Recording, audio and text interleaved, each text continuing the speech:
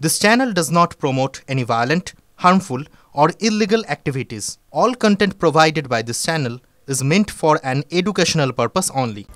কংগ্রেস দফতরে ভাঙচুরের ঘটনায় ঝালে বিজেপি নেতা রাকেশ সিং। ট্যাংরা এলাকার ফ্ল্যাট থেকে মধ্যরাতে গ্রেফতার রাকেশ সিংকে গ্রেফতার ইন্টালি থানার পুলিশে। রাকেশ সিং এর বিরুদ্ধে খুনের চেষ্টা, অস্ত্র আইন সহ একাধিক ধারায় মামলা। বিহারে রাহুলকে স্বাগত জানানোর মঞ্চ থেকে প্রধানমন্ত্রীর মাকে টেনে কথা বলার অভিযোগ। আর গত শনিবার আপনারা জানেন রাকেশ সিং এর নেতৃত্বে প্রদেশ কংগ্রেসের যে দফতর সেখানে বিক্ষোভ দেখায় বিজেপি বিধান ভবনে। সোমবার রাকেশের ছেলে শিবমকে গ্রেফতার করে পুলিশ এবং গতকাল রাতে গ্রেফতার করা হয় রাকেশ সিংকে। मोदी जी जिंदाबाद। पुलिस होशियार, कलकत्ता पुलिस होशियार। राकेश सिंह कभी डरा नहीं है, ना कभी डरेगा। সুপ্রিয় রয়েছেন আমাদের সঙ্গে, আমি একবার সুপ্রিয়র কাছে চলে যাবো। সুপ্রিয়, এখানেই প্রশ্ন উঠছে, সোমবার রাকেশ সিং এর ছেলে শিবমকে গ্রেফতার, তারপর আবারও সেই ভিডিও বার্তায় পুলিশকে, এবার শুধু পুলিশ নয় সিপি কে হুঁশিয়ারি রাকেশ সিং এর, এবং তারপর গতকাল মধ্যরাতে রাকেশ সিংকে গ্রেফতার, তারপরেও তার মন্তব্য হচ্ছে পুলিশ হুঁশিয়ার। দেখো, রাকেশ সিংয়ের যে বেপরোয়া যে মন্তব্য বা তার বারবার যে সোশ্যাল মিডিয়াতে বিভিন্ন ভিডিও পোস্ট করে তিনি যে বার্তা দিচ্ছিলেন সেগুলো আমরা দেখতে পাচ্ছিলাম, কিন্তু পুলিশ তার নাগাল পাচ্ছিল না। গতকাল মধ্যরাতে ট্যাংরা এলাকায় অভিযান চালিয়ে একটি ফ্ল্যাট থেকে বিজেপি নেতা রাকেশ সিং তাকে গ্রেপ্তার করেছে ইন্টালি থানার পুলিশ। এবং আমার ক্যামেরা পার্সন কল্যাণকে বলবো একটু দেখানোর জন্য। আর কিছু সময়ের মধ্যেই রাকেশ সিংকে লালবাজার থেকে শিয়ালদা আদালতে নিয়ে আসা হবে এবং আদালতে পেশ করার পর পুলিশের তরফ থেকে আজকে তাকে হেফাজতে চেয়ে আবেদন জানানো হবে। তার কারণ অস্ত্র আইন সহ বেশ কয়েকটি ধারাতে তার বিরুদ্ধে মামলা রুজু হয়েছে, তার মধ্যে বেশ কয়েকটি জামিন অযোগ্য ধারা রয়েছে। এবং শিয়ালদা আদালত চত্বরের বাইরের ছবিটা তুমি দেখতে পাচ্ছ, অন্যান্য দিনের তুলনায় কিন্তু সম্পূর্ণ ভিন্ন। লোহার গার্ডরেল দিয়ে ব্যারিকেড তৈরি করা হয়েছে এবং তার পাশাপাশি অতিরিক্ত সংখ্যক পুলিশ মোতায়েন করা হয়েছে। রয়েছে মহিলা পুলিশ, একজন অ্যাসিস্ট্যান্ট কমিশনার পদমর্যাদার অফিসার রয়েছেন, তারা কিন্তু গোটা পরিস্থিতির উপরে নজর রাখছেন। অর্থাৎ কোনোভাবে রাকেশ সিংকে যখন আদালত চত্বরে নিয়ে আসা হবে তখন যাতে কোনো রকম অপ্রীতিকর পরিস্থিতি তৈরি না হয় বা আইনশৃঙ্খলা পরিস্থিতির অবনতি না ঘটে, সেই কারণেই কিন্তু এই ব্যারিকেড তৈরি করা বা অতিরিক্ত সংখ্যক পুলিশ মোতায়েন করার ব্যবস্থা। একেবারে সুপ্রিয়, সেই ছবি দেখছি আমরা, কড়া নিরাপত্তার ঘেরাটোপে গোটা শিয়ালদা কোর্ট চত্বরকে মুড়ে ফেলা হচ্ছে। রাকেশ সিং পুরো কাজটা করেছে অন ক্যামেরা, পুরোটাই ডকুমেন্টেড। আর্মস কোথায় দিল? এরা আর্মস অ্যাক্টই দিল, লিখে দিলেই তো আর এস্টাবলিশ করা যায় না।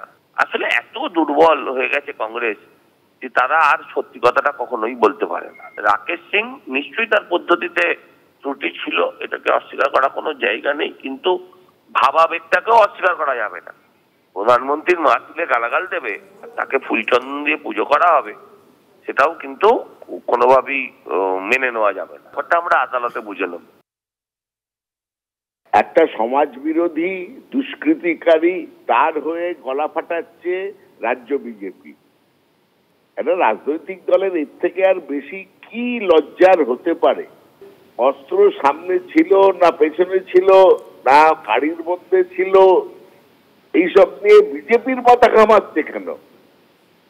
পুলিশ ধরেছে, কেস দিয়েছে, পালিয়ে পালিয়ে বেড়াচ্ছিল কেন? বিজেপি তাহলে ওকে অ্যারেস্ট করতে সাহায্য করেনি কেন? সে পালিয়ে বেড়াচ্ছিল। পুলিশ যা করার পুলিশ করবে, আর বিজেপির আপনারা আরো দেখবেন এরকম সমাজ বিরোধীদের জন্য গলা ফাটাতে। এই মুহূর্তে একটি গুরুত্বপূর্ণ খবরের দিকে নজর রাখতে হবে। বিজেপি কাউন্সিলর সজল ঘোষ, তার বিরুদ্ধে এবার পুরুষকে শ্লীলতাহানির অভিযোগ। বিজেপি কাউন্সিলর সজল ঘোষের বিরুদ্ধে পুরুষকে শ্লীলতাহানির অভিযোগ দায়ের হয়েছে। আমার সঙ্গে রয়েছেন সহকর্মী সায়ন্ত। এই অভিযোগ কে করলো, কোন প্রেক্ষিতে করা হলো, সজল ঘোষ তার কি প্রতিক্রিয়া? দেখো, গত 9 আগস্ট নবান্ন অভিযান ছিল, সেই অভিযানে সজল ঘোষ সামিল হয়েছিলেন এবং দেখা যাচ্ছে তাকে যে ধারা তার বিরুদ্ধে দেওয়া হয়েছে তার মধ্যে অন্যতম দেওয়া হয়েছে শ্লীলতাহানি। তবে এক্ষেত্রে গুরুত্বপূর্ণ যে ধারা নিয়ে তিনিও যথেষ্ট হতভম্ব হয়েছেন যে কোন পুরুষকে শ্লীলতাহানি করা হয়েছে বলে তার বিরুদ্ধে অভিযোগ দায়ের হয়েছে এবং নির্দিষ্ট করে বিএনএস এর সেই ধারা নিয়োগ করা হয়েছে যেখানে বলা হচ্ছে যে ওই পুরুষকে তিনি শ্লীলতাহানি করেছেন এবং কিভাবে শ্লীলতাহানি করেছেন তার যেটা অভিযোগে বলা হয়েছে, তিনি নাকি আন্দোলনের সময় একজনকে জুতো দেখিয়েছিলেন এবং গালিগালাজ করেছিলেন। এই অভিযোগে নাকি তার বিরুদ্ধে শ্লীলতাহানির অভিযোগ দায়ের হয়েছেন। স্বাভাবিকভাবে তার এই অভিযোগ নিয়ে কিন্তু তিনি রীতিমতো হতভম্ব এবং কিভাবে এই ধরনের ধারা তার বিরুদ্ধে প্রয়োগ হতে পারে সেটা নিয়ে তিনি আকাশে। তুমি আমাদের সঙ্গে থাকো। সজল ঘোষের প্রতিক্রিয়া আমাদের কাছে এসে পৌঁছেছে, তার সঙ্গে কথা বলেছিলেন আমার সহকর্মী। কি বলছেন সজল ঘোষ এই অভিযোগ নিয়ে, শোনা যাক। আমার বিরুদ্ধে অভিযোগ, আমি জুতো দেখিয়েছি, গালি দিয়েছি। আচ্ছা, মারলে নিশ্চয়ই মলেস্টেশন হতো না, কি ভুল করেছি? যদিও আমি এটা কিছুই করিনি।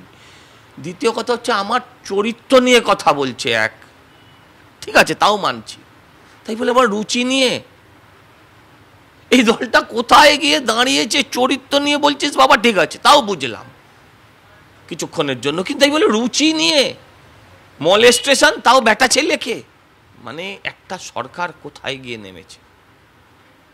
মানে একটা পুলিশ তার মিনিমাম বোধ ডাউনে যে সেকশনটা দিচ্ছে সেটা করাতে গেলে একটা মহিলা লাগে।